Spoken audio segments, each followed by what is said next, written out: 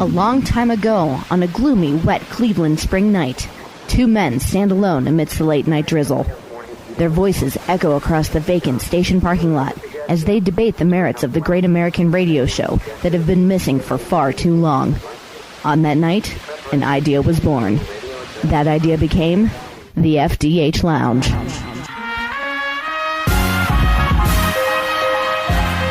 Welcome to the FDH Lounge. Welcome to another fun and exciting mini episode of the FDH Lounge. It is a reunion here tonight, believe it or not, ladies and gentlemen here. The first coming together in 6 years, almost 6 years, of the old Reality Check crew. You, Dave Adams, have done some shows with the Lounge over a period of time here, but haven't been behind the mic with old friend Ron Glasenapp, TV super producer to the stars, in almost 6 years. So, Ron, good to have you back, my friend. I just came out of retirement for you, and that's all. Thank you. Thank you very much. I'm pulling a T.O. and Randy Moss, and I'm going to come back just to make the playoffs. Well, we appreciate that greatly. 6 years, Dave. You look a little startled. Yeah, it's been a long time. Ron, did you make sure you filled out your timesheet for this show? Yeah. I think you're going to get paid just There's a truckload of pennies to pay me over here in the corner. That's right. Yeah. And here's a shoot, by the way. The first reunion almost was in a van down by the river. Yes, not proud of that fact. Yeah.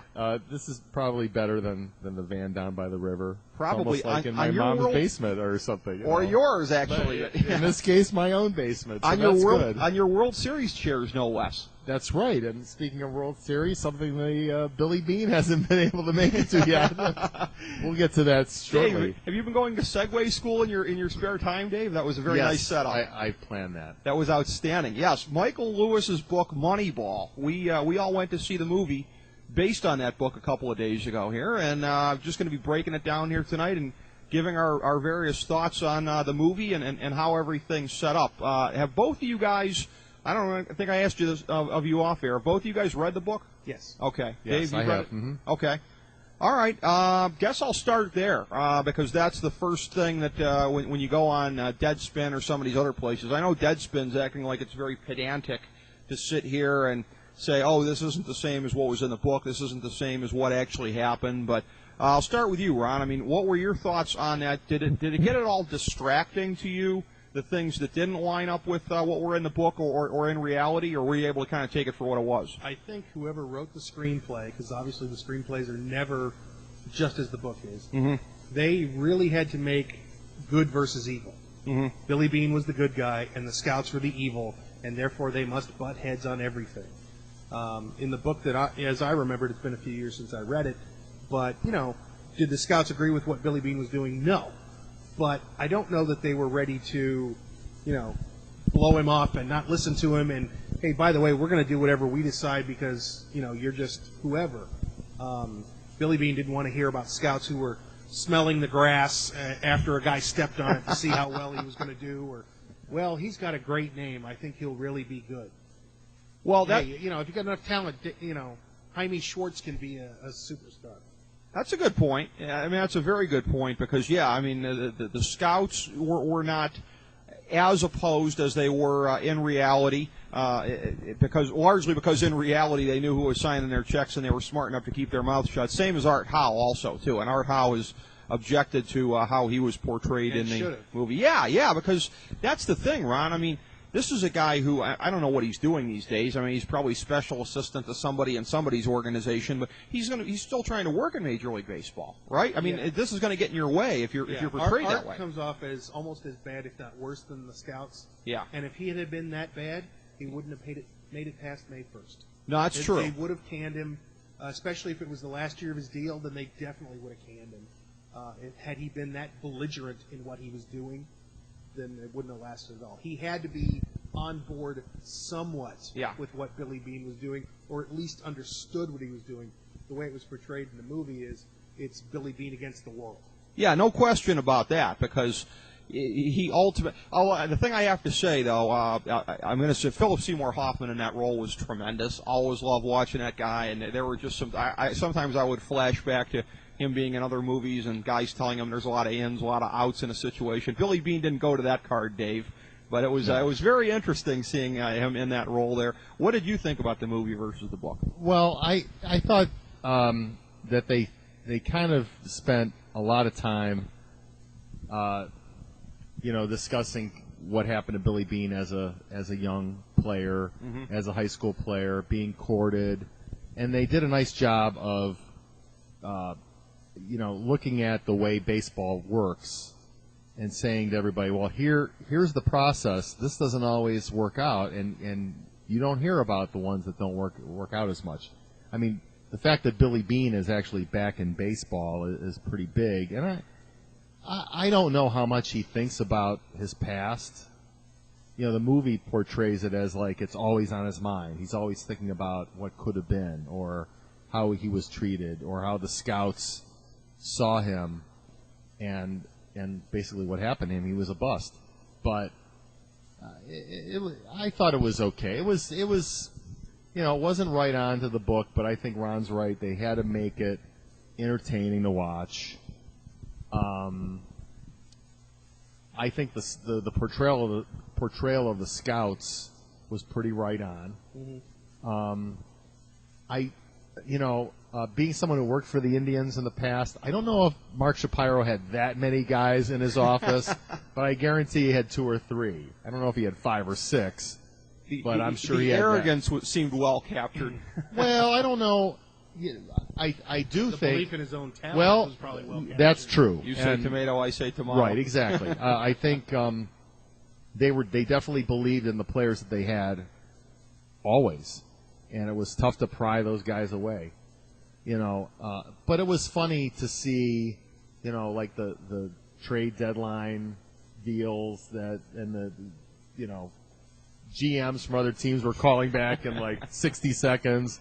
That doesn't happen, okay? I don't know if it happened back then, but it certainly is not happening now. And they're probably talking more on their cell phones and going right through the secretaries. Or texting or doing whatever. I mean, I'm sure there's many ways that they're, especially on the trade deadline day, there's a lot going on. I could see them sit there with 32 open chats on Instant Messenger to just talk to them the whole time? Or? Yeah, wonder how much LOLs and emoticons come up in those things. I don't know about. I mean, I'm sure they will text each other to see if maybe somebody's available to talk on the phone. I don't know if they would actually do a deal through texting. It's probably a voice deal, but I'm sure they have the capability of doing either one. I thought Philip Seymour Hoffman did a nice job, but he's just a great actor, and you give him any role. I mean, he's done Truman Capote, so he certainly can do Art Howe. And I agree with Ron. Art Howe's not as deep as Truman Capote. No, not as deep, not as fat as he was portrayed either. But as I recall, Art Howe as a player was pretty skinny. But that's be that as it may.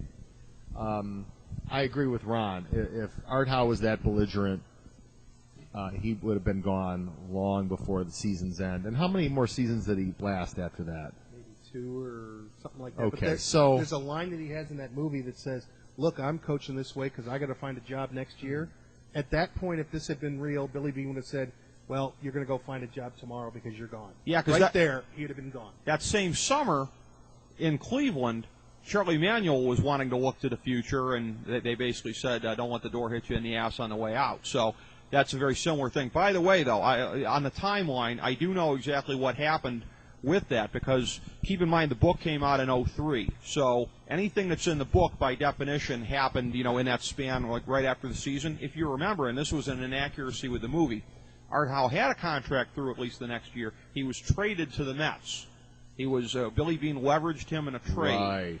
So where the movie's like, I don't have a contract for next year, he actually did, and that was key to making that trade, because Michael Lewis said in the book there that he saw him as having enough of a value at the end of the year to where he could extract it from somebody else. He felt like he was done with Art Howe, but by the same token, he won 102 games, so somebody's going to want him. And we all know that's the way the movie business works. They have to make, the story. They have to make the good versus evil. What was the movie we saw many years ago, Miracle? Was it Jack O'Callahan? Yeah. He was out for 2 games, or when it was in reality 5, or whatever it was. whatever made it more dramatic is how they kind of tweaked the story. That's why it's always based on a true story, not an actual and complete true story, because those aren't as interesting. I still wish Miracle had been in 3D because I would have been ducking every time that Soviet coach turned his head from those eyebrows. That would have been something, Dave. That's right. That's right. That was something. I remember that movie. That was a great movie, and it was. That guy looked pretty right on. I mean, whoever played that role. I enjoyed the movie. I thought it had some human elements to it. I didn't realize that Billy Bean was divorced and had a daughter, and so they brought that in. So that was kind of neat. His relationship with what did they call Paul DiPodesta in the Peter movie? Brand. Peter Brand. I thought that was pretty interesting. The stats thing is pretty accurate. I think if you would take a look around the league right now, most teams, if not all of them, are really crunching numbers like this. I don't know if they're using them to the degree that they showed Billy Bean using them in the new movie, but most managers have a book on hitters versus pitchers and vice versa. They're copycat leagues. If it works for one team, then it's going to work for others. Yeah. Well, one of the last things in the movie was the Red Sox went out and won the title 2 years later by using Billy Bean's basic theories. Yeah. And there was a lot of truth to that with what Theo Epstein did. And as far as Brand/DiPodesta, boy, I can't imagine in a million years why Paul DiPodesta would find it harmful to his chances of getting another GM job to be portrayed as a fat, stat-loving virgin on screen by Jonah Hill there. Can't understand why he thought that would be bad for his prospect. Well, and a lot of teams now, they're not only analyzing like player stats, but they're also analyzing player health and injuries and taking a look and see, what a pitcher does in high school or college. What does that translate as far as their health? And I'm sure they're crunching all kinds of numbers based on what their performances and what their stats were at those levels. What their body weight is, height, all kinds of stuff. And some teams have, decided, well, we're going to go ahead and rehab this guy and pay for the surgery and hope he comes back, or maybe take a stab at a free agent that had the surgery the year before. So it's valuable. Look, it's a game. There's still people who have to make plays, managers who have to make decisions. There's a big-time human element in it. This is just a tool, I think. Yeah, and it's basically a team is better for incorporating that in there. I don't think anybody would question that, anybody with any enlightenment anyways. But as far as it went with the portrayal on the screen there, this is the one thing where, although I have some issues with the accuracy and felt that it was distracting in places, I have a tremendous amount of sympathy for them because I didn't feel like it set itself up very well to be a sports movie. People expect the Rocky kind of thing going here, and it was a situation where this didn't set itself up well. The movie begins with them losing in the playoffs in 01, and the movie ends with them losing in the playoffs in 02. So you're creating a lot of other things there. Now, the ways that they chose to work that in, it was a situation where they put all the change that winter versus the change had been building for a while. They'd been doing the sabermetric stuff leading up to that point. So for dramatic purposes, they did that. But it's a movie that didn't lend itself to that, Dave. And the one thing I'll say is they didn't take the easy way out. They could have gone for the Rocky ending, as pathetic as they made him look, if they ended it with a 20-game winning streak. But then right after that, there's a scene in the movie where Billy Bean's like, well, doesn't matter if we don't win the World Series. And I'm sitting there as a theater going, wow, because they don't. And, spoiler, I know the ending. And right. that took some guts to deal with it that way, because it was a little more of an art house film and not having the classic happy ending. Yeah, it was kind of neat because I had forgotten that they had, I knew that they had made the playoffs and everything and got eliminated, but I had forgotten the 20-game winning streak completely. Mm-hmm. So that just watching that was kind of fun. And, there's a lot of history in Oakland. They kept showing it. The Oakland Athletics have been, they won, 3 World Series in a row, or 2 out of 4 years, or whatever that was in the 70s. They've been the Jekyll and Hyde team of baseball for 40 years. Yeah. Right, because they were total crap at the end of the 70s, early 80s. After winning 3 titles in the early 70s. 72 to 74, yeah. Yep. And then they got completely gutted. And then you remember the Billy Ball days in the 80s when Billy Martin went out there and Ricky Henderson and all that. And then after Rick that, Honeycutt had like 500 innings. They were crap Matt Keogh again. loves him. Yeah, that's right. They were crap again. Then came back in the late '80s, early '90s. They were juiced up. Yep. They juiced up. They got all that. Tony La Russa, all that, and now they've kind of been the last 10 years. They've been, back and forth, but they are. If you look at their roster and the type of players that Billy Beane brings in there to compete, and they always finish around 500, even if they don't make the playoffs. They're around. I don't know what they won this year, maybe 75 games or something like that. It's hard to believe that they're as competitive as they are, and they've had a lot of injuries with their pitching staff. they have. Last year those guys were lights out, and now they 2 or 3 of them are on the shelf for the year. Well, and in the movie, they really focused on guys like Scott Hatteberg and some of those others that they brought in. Yeah. The A's still had Tim Hudson, Eric Chavez, Miguel Tejada. It's not like they were completely dead of talent. Yes. When Gaiman and those other guys left in free agency in Giambi. Yes, those were great players and whatever else, but the cupboard was not bare from where they started in 2002. Were there holes? Yes. They didn't talk a lot about those other players. They didn't say much at all about Chavez and Tejada and Tim Hudson and Billy Koch as their closer and whatever else. Yeah. They didn't say anything about that. They were just as important, if not more so, than the Scott Hattebergs and the guys that they signed to fill that Jason Giambi hole. Well, here's the thing, too. Hudson, Mulder, Zito, and Koch never mentioned, to my knowledge, in the movie. I didn't hear them come up once. Now, and that's a thing where we can sit here and we can say, and you're a good person to ask about this, Ron, because I know you being in the TV business, you and I talk a fair amount about narrative and the way that things get presented and sold here, but is that going too far in trying to present a story here? Because a team like that is never going to be pathetic, like they were trying. Oh, this is the bad news Bears. Come on. At the very least, they're going to win their fair share of 1-0 games. Was that a bridge too far, completely ignoring those foundation players in the movie? I know all 3 of those guys, or at least 3 out of 4, were not rookies. It might have been their second year, at most their third. Pretty well. Some of them, they were a little established, at least. They were a little established, but they were not what you would call, solid seasoned veterans either.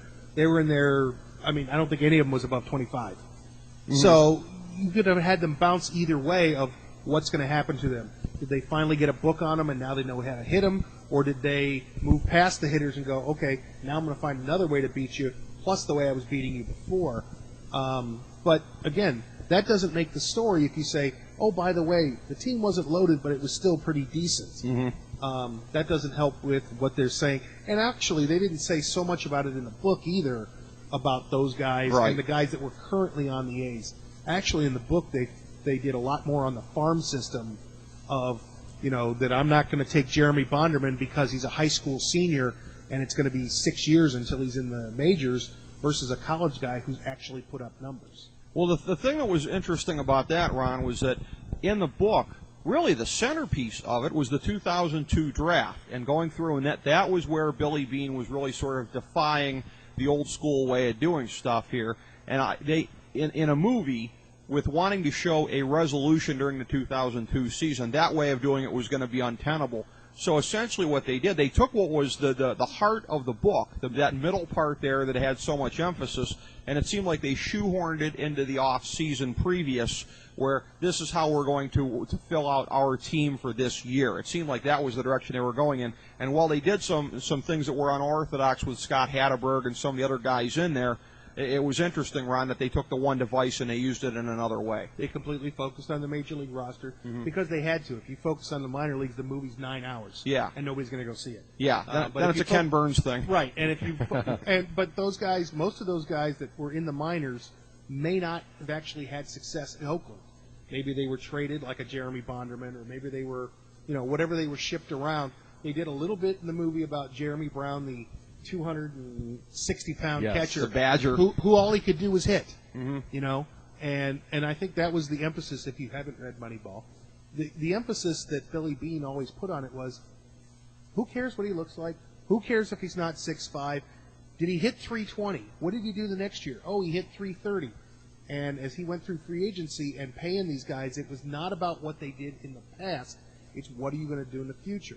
Same problem is about 7 miles away down at the Indians ballpark where they're trying to figure out what to do with Brady Sizemore.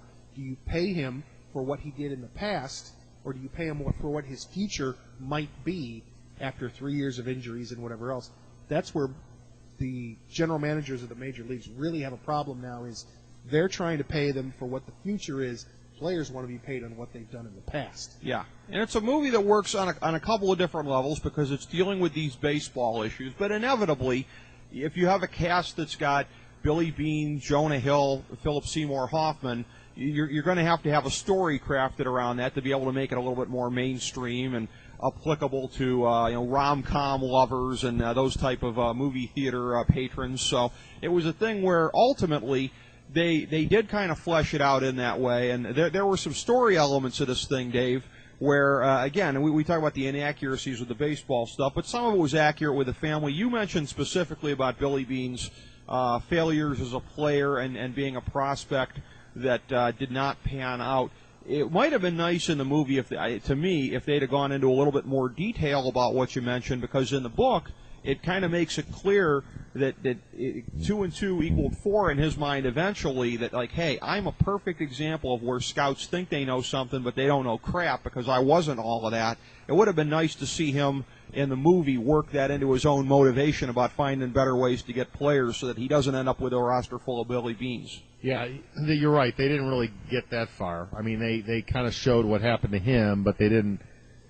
He never really said to anybody in the organization, I don't want what happened to me to happen to these other guys. There was a throwaway line, I think, from Grady Fuson about, you're just obsessed because of what happened with you. And I read the book. I know what that was, but people must have been scratching their heads if they didn't read the book, Dave. Right. I agree. It was hinted at, but it wasn't blatantly said. Yeah. When he had those flashbacks of him playing and whatever, that's what he meant was, look, everybody told me I had 5 tools. Turns out I had maybe 1.5. I don't want to get some other guy who they think has 5 tools. We give him millions of dollars, and he stinks. This is the trap of knowledge, though. We read the book. We know that. Do you think somebody that didn't read the book is going to sit there and have a decent chance of getting that from what they saw on the screen? Potentially. I mean, I think they really have to pay attention to the movie. Okay. Yeah. But also, the movie, you could have watched the movie and not read the book and still got the gist of what was going on. Mm-hmm. And I think that's probably the goal of the movie, is they don't want to have to rely on somebody having had read the book to go see the movie. You don't put movies out for niche audiences. You put movies out for the mass. Right. And a baseball fan is a niche audience. Baseball fans enjoy the movie for a different reason than Joe average moviegoer. Right. And if you look at the numbers and what this movie has brought into this point, that makes perfect sense. I don't think it's, not going to set any records. Titanic's record is safe. Yes. And I think the fact that they're releasing Lion King in 3D, I think that's going to beat Moneyball as well. But, it's a niche audience. I mean, very few people are going to get around to see it. How many people were in the theater when we saw it and it had been out a week? 10. 10? Yeah. If that. And we saw it just before 10 o'clock. Yeah, I mean, it was Saturday 9:50. It was a late night. It's not a date movie. You know what, though? But I mean, like I said to my dad, though, as far as like making it like a date movie, my advice to my dad was I thought it was almost sort of like borderline, because maybe women can relate to the stuff about Billy Beane's daughter and everything like that. There might be enough of that in there to appeal to women. I don't know. Well, I don't know. Would you rate this better than, let's say, The Wrestler? As a date movie, it's significantly better than The Wrestler. As a date movie, it's better than then again, you wouldn't believe half the movies I've been able to get away with as a date movie. I was lucky enough not to get away with Starsky and Hutch, if you can believe that. That was a pretty cool girl. I couldn't believe I got away with that. You didn't go Dutch that night, did you? I hope you paid for every damn bit of that movie. Oh, twice. Sure, it was on DVD. Oh, Yeah. Well, I thought it was good. I'm sure I would have taken my wife there. She would have enjoyed it, and she would have got some of it. She has no idea who Billy Bean is, but she understands baseball, and she would have been intrigued by the inner workings of an organization.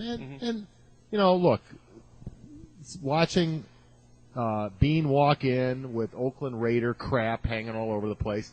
I mean, the Indians dealt with that for years because they were under the, they had to be down at Cleveland Stadium where Art Modell and the Browns were king, and the Indians were just a tenant. Same thing that's happening to the A's. Small offices, small clubhouse, small weight room. Everything's old. Got to pay for your soft drinks. That reminds me of back in the day at Municipal Stadium with the Indians, and they really had a hard time controlling their own destiny until they got, out of there and got their own place. He's pushing for that now. I think it's also ironic that we've been talking here for, probably 20 minutes or so. Has the name Brad Pitt been brought up yet? That's true. I was thinking about bringing his name up. Billy Bean. Billy Bean. Yeah. Is he in the movie? The man's name is Brad Pitt. Now, the reason that he is the star is because he's also the producer. Yes. Right. So that helps. certainly helped with salary, and it's a little more of an, as you call it, an art house film, and Sure. not even an art house film, but an art house film. And you can see why he wanted to do this because he liked the story, and it's his production company, so that's probably why it got made. He did fine. He wasn't quite believable as the ex-athlete because I think Brad Pitt's all of about 5'10", and Billy Bean was about 6'5" and 240 at the time or whatever. I don't know that I bought that he's a 40-year-old plus ex-athlete, but the other stuff within it of running the GM and dealing with things and how he dealt with the people and the egos and whatever, that I bought a little more. I think that's why, though, they cast him next to a pre-weight loss Jonah Hill. He certainly looked more athletic by comparison, did he not, Dave? Yeah, So I do agree. we. I agree. And I'm sure Brad Pitt's hitting the weight room just as hard as he in real life as he was during the movie. Oh, I'm sure he is. But and I don't know, does he chew in real life? He does now. That's right. If he didn't before, he's hooked now. The method actor. He's got to get into his role. That's right. Joe Garagiola says that's a bad thing. That's right. I don't know. I thought Brad Pitt did a nice job. It's kind of funny. You always, you joke around with people or celebrities or famous people always joke about, well, who do you want to play you in the movie? And they always throw out Brad Pitt. I'm not sure if Billy Bean thought of Brad Pitt first, but he really had no say in it. But I thought he did a nice job. Is he going to win an Oscar? No. I don't know. Hopefully it'll open up. I was just glad Brad Pitt shaved.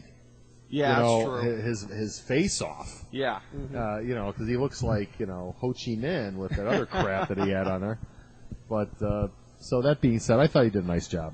I thought so, too. I'm not a huge Brad Pitt guy, but no, I liked his performance in it. I thought he did good. The thing that was funny, I read a story where Billy Bean was talking about this, that what was happening when they were preparing to make the movie.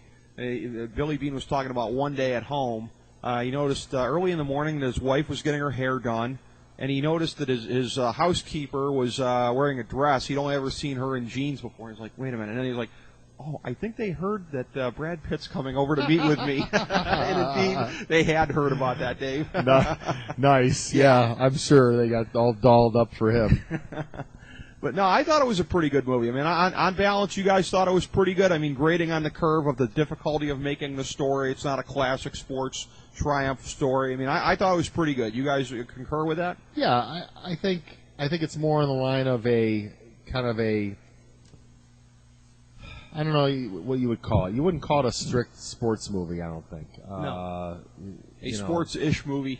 Yeah, I mean, I bring up The Wrestler because, not that that's a strict sports movie, but it kind of was a day in the life of a wrestler where this was more of a day in the life of a GM. And, basically went through a season I don't know. I guess I would compare it also to. I know you can't really compare it to Tin Cup, but.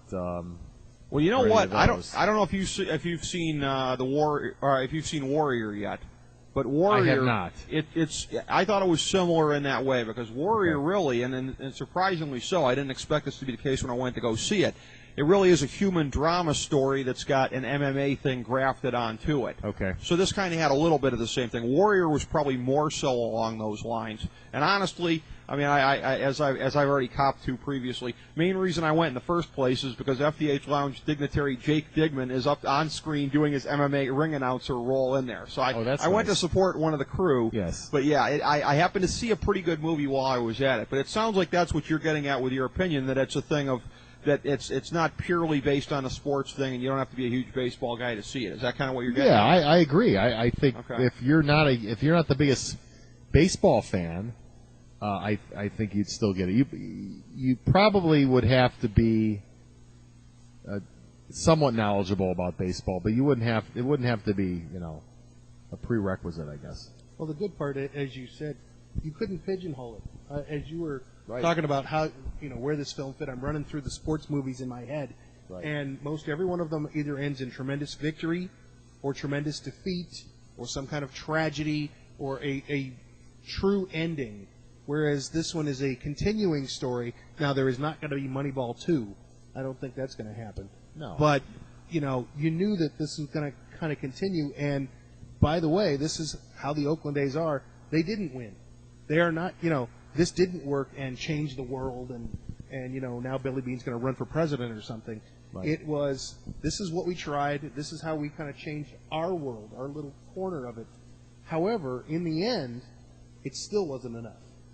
And that's might be where most people can relate to it is, no matter what you do in your life, you can change all you want, you can be happy, or you can do things differently. But sometimes in the end, the big guy just comes in and steps on you. And that's what the Yankees did. There's a lot of sports movies like that in the end, that it's not the hero doesn't win. The first Rocky. For as much as people talk about Rocky movies and the underdog always triumphs, what better example, Dave? Exactly. First Rocky, the original Bad News Bears movie. Mm-hmm.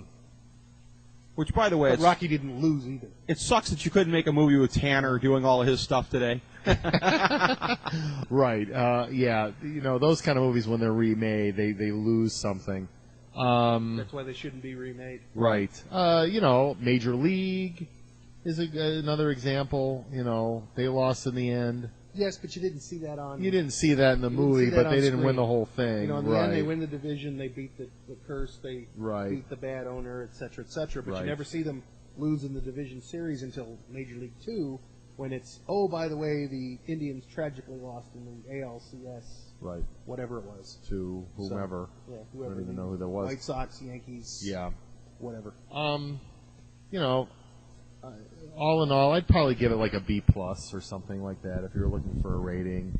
Certainly something I would recommend seeing to those people out there looking. I just talked to the guy I golfed with tonight. He's planning on seeing it. He's a big baseball fan. Some of the other things in there, that the round table with all the scouts with the donuts and stuff, I'm sure that's like right on, and everyone's spitting in a cup and guaranteed. If you were a baseball I don't know if I trust scout, the guy that's got an ugly girlfriend. Exactly.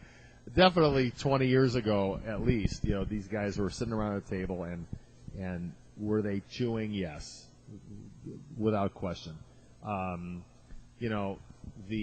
don't know where they got the Indians front office shot from, but there is no resemblance at all to that. From the LA studio they shot it in. Yeah, exactly. They just made it up. Mark Shapiro's office and his, gang of assistants, like 8 of them in that room. No. Although, wait a minute. Am I the only one? I have been in Mark Shapiro's office. Okay. It's a lot bigger. Yes, it is a lot bigger. And it could bigger. easily put that entourage in there and have room to spare. Yes. That one, for movie studios, it was, a shoebox compared to what I've it never really is. I've never been in there per se, but I've been told there's a dartboard that's got my face on it. Let me add at least one. Actually, that's where he wipes his feet. I've got to add Same at least difference. one baseball operations story. This is from Go for it. This is from when the strike was going on. This is From when you were with 94. the Indians. I Let's was with the mention that. Indians. Yes. 94 season. Stop. That was when the Indians were technically going to be the wild card team. Right. Season canceled. So I don't know. It's like November, December, and Major League Baseball's talking about, the strike is still going on. They haven't reached a settlement yet. We're one of the few organizations that really hasn't got rid of anybody. Maybe we got rid of 2 or 3 people, but we're basically doing ticket refunds, helping the ticket office, run through these ticket refunds that we had to do. So I go walking up and seeing one of my buddies in baseball operations, and he was seriously working on putting a roster together for spring training. The reason this never went down is because there were probably half the teams in the league that didn't care about this scab baseball. They weren't even putting any time into it. The Indians were. So I'm just walking around. How's it going? He's got this list of players he's working on contacting to see if they're interested in coming back. Mostly former Indians. And it was really the Latino players had wanted no part of coming back. So I just threw a name out there. I'm like, well, how about Carmen Castillo? What did he say? Yeah, he said no. And it was true. Any of the ex-Latino players, absolutely not. They didn't want any part of it. No. And the players that they were going to put out there were just Guys who never made it. awful. So we never got a chance to see Bernardo Brito. Oh, he would have said no. But it was a joke. But that's one of my baseball operations I stories. may still have it home.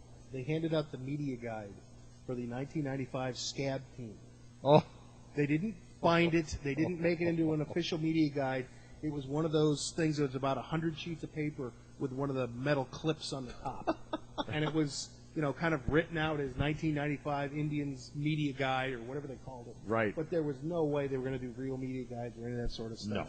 No. But I figured that's a collector's item. I think I have somewhere. you still have it in your archives. I think I'm sure. I think it's somewhere in a closet. Yes. You know what's the I'll get a first lot question? on eBay for that. First thing that comes to mind, how many would-be Jim Thorpes cross-trained and were also part of the fake 87 Browns, Dave?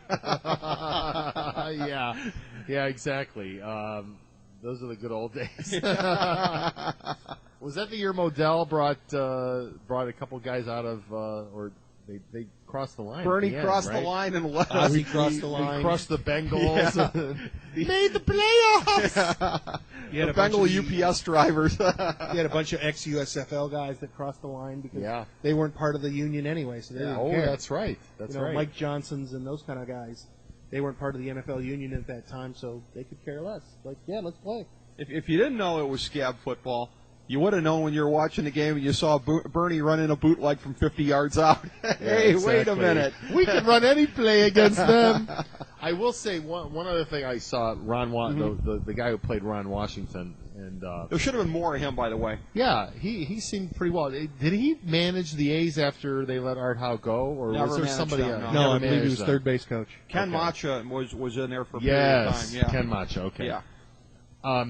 And I believe this. I used to not believe this. I used to believe that you could probably pretty much throw anybody at first base. But when he said it was extremely hard to play first base, it really is. There's a lot into it as far as short hops and how to hold runners and just play different angles and things. Then why do they keep throwing everybody at first base when they can't play a position? Well, because that's probably out of all of them the easiest to teach. I know it seems that way, that it's very difficult, but it's the easiest compared to anything else. I mean, outfield you've got to have some legs, you've got to have an arm to get it in. So if you're not fast and you don't have a great arm, you're not going to the outfield. Well, and you also need speed in the middle infield because Yep. you got to be able to cover some range there. And then third base, you have to have the instincts like that if it gets hit at you. Third, I will tell you, in my So experience, process of elimination, it seems coaching like. baseball, guys and kids who play middle infield positions, shortstop, second base, they don't want anything to do with third base. Because the ball gets to them too quick. Especially in an aluminum bat league. Yeah. Ugh. No wonder I was a defense is third important. baseman. Yeah, I mean, it's like playing goalie. But first base is, look, Adam Dunn. You could throw him there. Matt Laporta, they kind of converted him. Carlos Santana's playing some first base. You can get away with it, but you also, to be exemplary, you really needed to work at it. I mean, when the Indians had Paul Sereno, I mean, they were working on him all the time. Anybody remember the old stories? I obviously was not old enough to see him, but Mickey Mantle ended his career at first base Yeah. because he couldn't play the outfield anymore. Right. And my guess is the Mick didn't work at it. The Mick worked at hitting the bottom of the bottle rather than going out with his first base glove. Right. But that was, because he couldn't hack it in center field anymore. They didn't move him to left. They put him at first base. Right. And I would think left field, he probably still had some wheels, at least a little bit. He could have gotten away with playing left field, but, he couldn't. Oh, he can't. They probably wanted to save his legs. Probably. Had to be a real transition, though, because we're talking about this kind of stuff, and with Hatterberg, you got to dig the throws out of the dirt. You got to do that kind of stuff there. You really got to.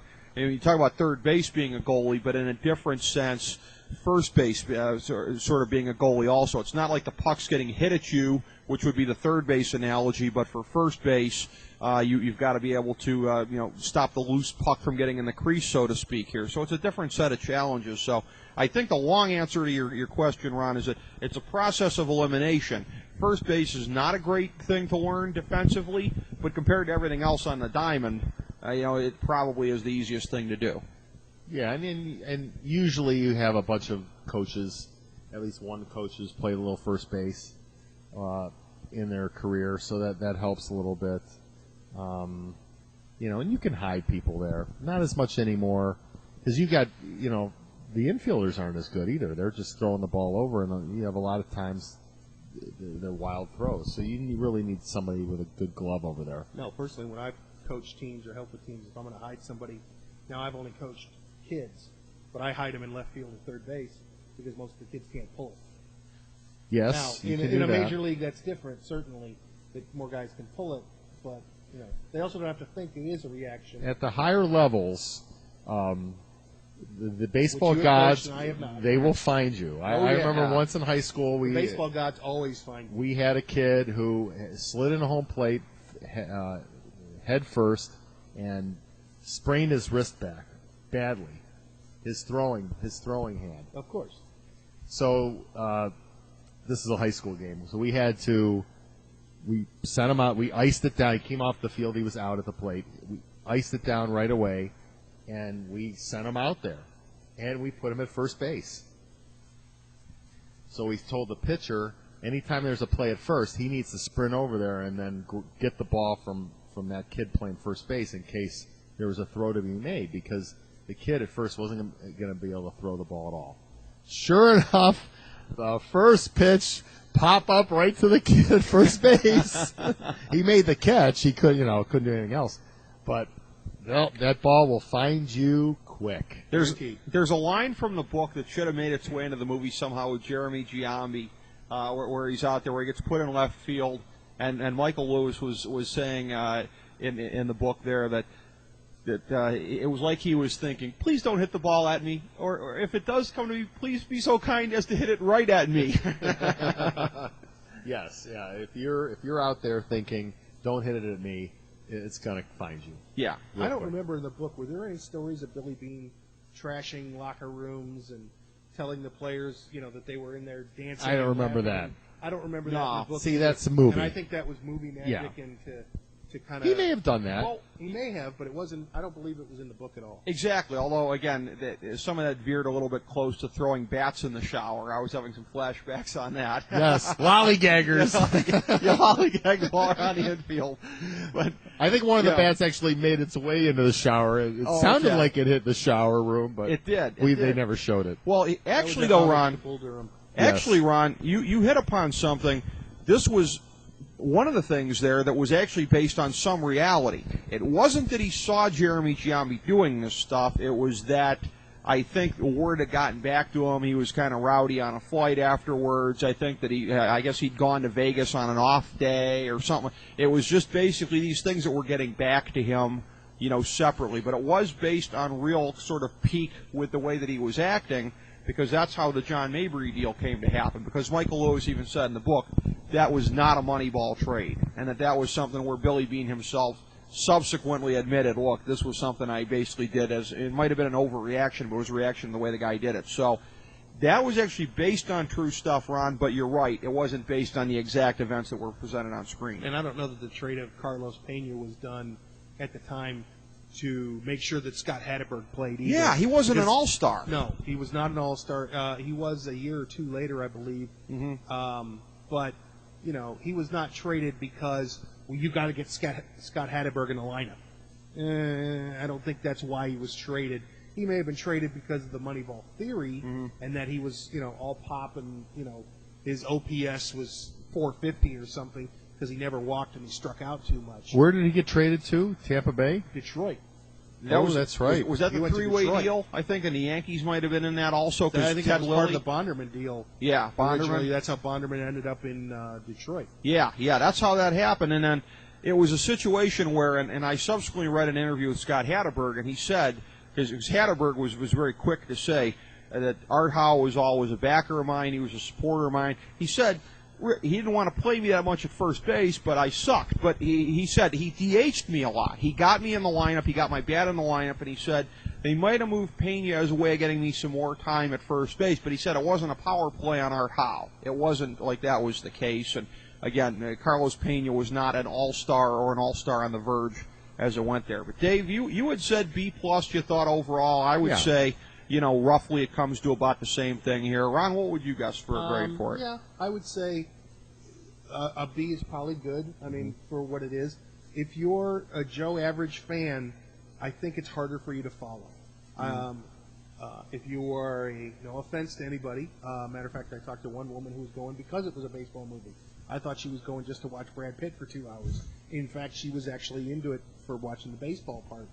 Had they wanted to make it a more generic movie, Robin Wright Penn or Robin Wright or whatever her name is now wouldn't have been in the movie more than 3 scenes. Oh, that's who that was. She looked familiar. What part was that? I'm She missing was, that. That was his ex-wife. That was his ex-wife. Oh, okay. That was the mother of the daughter. Right. So, and, with the husband who didn't know anything about baseball. I like the girly man's second husband. That was a funny touch. Yeah, he tried to slough it off like he knew something about the game. In the Birkenstocks. Yeah, that was him. Had they tried to make this a more general movie for more people, Uh-huh. that would have been, the ex-wife would have been across town, not across the country or wherever the little girl was flying to all the time. Right. It was basically up and down the coast. I don't know if the movie mentioned that or not. Not really. Okay. Yeah, because they were living in Seattle and he was in Oakland. Yeah, so... I thought it was San Diego. Maybe I'm wrong. No. Or well, maybe they said Seattle in the movie. Maybe I think it was Seattle. I don't believe it was Saskatoon. in real life. I can't In real remember. life, it was San Diego. But okay. Okay. But All anyway, had they wanted it a more general movie, should have been across the street as opposed to across the state. Right. I don't even really know what the point of that was, other than to get Robin Wright into the movie and put her name on the marquee. Well, you mean the relationship between him and his ex-wife and Yeah. the new husband? Yeah, I'm not sure. Yeah, it wasn't part of the movie. It wasn't a big deal. Yeah, it's that's just not real why I would life. downgrade it It's or- reality. Yeah. My daughter has a cell phone and I don't know about it. Throw that in there. Let's talk. And as I told you guys as we left the movie, I haven't heard a movie or seen a movie in a long time that uses silence as so much as this one did. There are times where he's thinking and contemplating, and in most movies, that's where the Darth Vader music begins. That's where you start hearing other sound effects. That's where whatever Right. comes in. This thing, it was dead silent.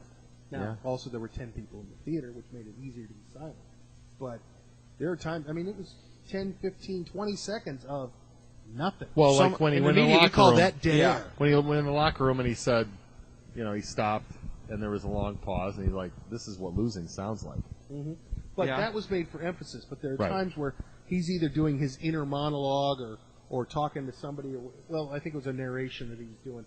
And suddenly it was just, and that silence was 10, 15 seconds long. No music, no nat sound, no nothing. In his truck. In his truck Couple or whatever. times, right. You know, usually you would hear some sappy song on the radio so they could sell it on the soundtrack, and they didn't do that. Even the conversations had some spaces. The Art Howe confrontations, there would be some spaces in those. The things with Steve Schott as he's in his office, as Schott is doing his whole thing about, you know, being the kind of goofy owner who doesn't really have enough funding to even run a team properly. And, By the hey, way, what are you going to do, Billy? Do you think the second meeting with Schott was total fabrication? Yeah, I think That so. they said by July we'll be 7 games out of first, and gee, it just so happened they went out and won 20 in a row, and then they were, 25 games above 500 and 2 games out or whatever it was. I mean, that was a little too convenient. I liked Shott's sweaters, though. They were pretty, Would. sharp. Yeah, I know. They were. But if you're that rich, I tend to think you might have a little better sweater. Probably. Yeah. I think they were going for eccentric rich guy. Yes. In his case. I mean, he is sharing a tenant with Al Davis. That's got to rub off somehow. Yeah, and boy, what an indignity for Billy Bean. I mean, when your office in the building isn't even as big as that of Darth Vader down the hallway here, that's got to be an indignity. The Athletics? Who are they? We're all athletic here. But to bring it full circle, yeah, I thought it was pretty good. It sounds like we're all basically on about the same page, B plus, whatever. So this it was fun to be able to break this down with you guys here. I look forward to doing some stuff here in the near future. We've got the Pantheon coming up relatively soon here. So, Dave, cool. you've sat in on the Pantheon previously. I have, yes. Ron, you haven't had the chance to do that, but you voted in it a few times I've voted here. several times. You voted, I think, every time in it here. You haven't been a sock puppet yet, have you? No, I don't. Oh, I'm yes. sorry. Did I say something I yes. shouldn't have? Several fantasy drafts, I was there, but I wasn't there. Yes. And here's Ron. His pick's coming right up via Instant Messenger. Oh, I'm sorry. I've divulged too much. I have no idea what you're talking about, Mr. Adams. I have no idea what you mean by that. Are you breaking down the fourth wall? Is that what you're doing?